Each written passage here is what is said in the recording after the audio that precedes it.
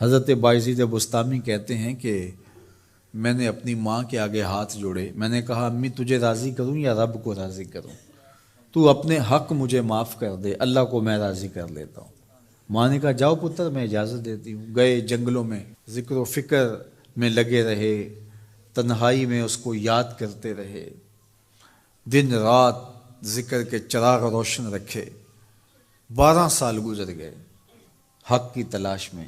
ایک دن واپس بستام کے قریب سے گزر رہے تھے، خیال آیا چلتے چلتے ماں کو سلام کر جاؤں۔ دروازے کو دستک دینے لگے تو اس خیال نے ہاتھ روک لیا کہ ساری زندگی ماں کو سکھ تو دیا کوئی نہیں، اب دکھ بھی کیوں دینے لگے ہو؟ رات کا ایک پہر بیت گیا ہے، سردیوں کی لمبی رات ہے، ماں بستر میں لیٹی ہوگی، تیرے لیے اٹھے گی، دروازہ کھولے گی۔ دروازے کے ساتھ ہی لگ کے بیٹھ گئے اور ساری رات کاٹ دی، اس خیال سے کہ ماں کو تکلیف نہ ہو۔ جب سحری کا وقت ہوا تو اندر سے جو نالی آتی تھی اس نالی سے پانی آیا، سمجھ گئے میری ماں تہجد کے لیے اٹھی ہے اور وضو کا پانی ہے، تو فوراً دروازے پہ دستک دی۔ اندر سے آواز آئی بیٹا بایزید میں ابھی آئی۔ مائیں بیٹوں کے دستک کے انداز سے جان لیتی ہیں یہ کس بیٹے کے ہاتھوں کا لمس ہے۔ 12 سال کے بعد آئے، دستک دی، کہا بیٹا بایزید میں ابھی آئی۔ ماں کی تو نگاہیں ہی دروازے پہ رہتی ہیں۔ اللہ اکبر۔ کہتے ہیں کہ ماں نے دروازہ کھولا، 12 سال جنگلوں کی خاک چھانتے بیت گئی تھی، پراگندہ صورت، بکھرے ہوئے بال، پھٹے ہوئے کپڑے۔ میری ماں کی جب نگاہ میرے پہ پڑی تو اس کی چشمان سے موٹے موٹے آنسو ٹپکنے لگے، اور اس نے ایسے ہاتھ پھیلا کے کہا مالک میرا بیٹا بایزید تیری طلب میں نکلا تھا، تو نے ابھی تک اسے اپنا قرب نہیں دیا۔ حضرت بایزید بستامی کہتے ہیں 12 سال کی ریاستوں سے جو کچھ نہیں ملا تھا ماں کے اٹھے ہوئے ہاتھوں سے مل گیا۔ میں نے کہا مالک میں تجھے کہاں ڈھونڈ رہا ہوں، تو کہاں موجود ہے؟ تو ماں باپ کی رضا اللہ کی رضا کا دروازہ کھولتی ہے۔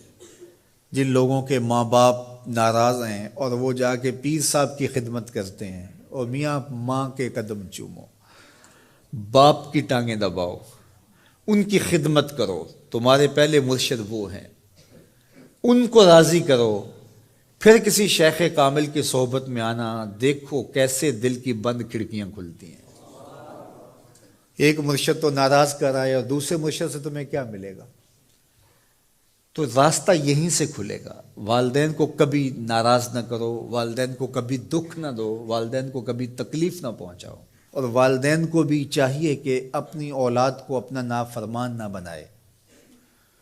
ایک بزرگ فرماتے ہیں کہ مجھے برابر 30 سال ہو گئے ہیں کہ میں اپنی اولاد کو کوئی حکم ہی نہیں دیا، کوئی حکم نہیں دیا۔ کوئی چیز مجھے چاہیے بھی ہوتی ہے تو میں بصیغہ امر نہیں کہتا، بلکہ ایسے ہی بات کر رہی ہوں۔ پانی چاہیے تو یہ نہیں کہتا بیٹا پانی لے کر آؤ، میں ویسے ہی کہتا ہوں پیاس لگی ہوئی ہے، تو اگر وہ سمجھ جائے اور وہ خود لے آئے تو اچھی بات ہے، لیکن اگر وہ نہ لائے تو میں نے اس کو حکم ہی نہیں دیا، امر ہی نہیں کیا، تو اس امر کی مخالفت ہی لازم نہیں آئے گی۔ تو کہا 30 سال برابر گزر گئے ہیں، میں نے اپنی اولاد کو حکم نہیں دیا کہ کہیں وہ میری نافرمان نہ ہو جائے، چونکہ اگر وہ نافرمان ہو گئی پلے کچھ نہیں رہے گا۔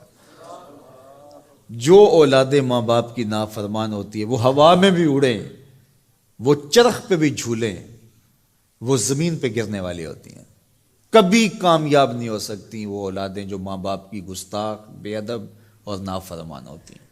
وہی اولادیں سرخرو، کامیاب اور کامگار اور بامراد ہوتی ہیں جو ماں باپ کی خدمت کرتی ہیں، ماں باپ کی دعائیں لیتی ہیں۔ وہ ایک بچہ ماں باپ کے پاؤں دبا رہا تھا، تو ایک بچہ ایک بر اعظم میں، دوسرا دوسرے بر اعظم میں، تیسرا تیسرے بر اعظم میں بڑے بڑے کاروبار کر رہا تھا۔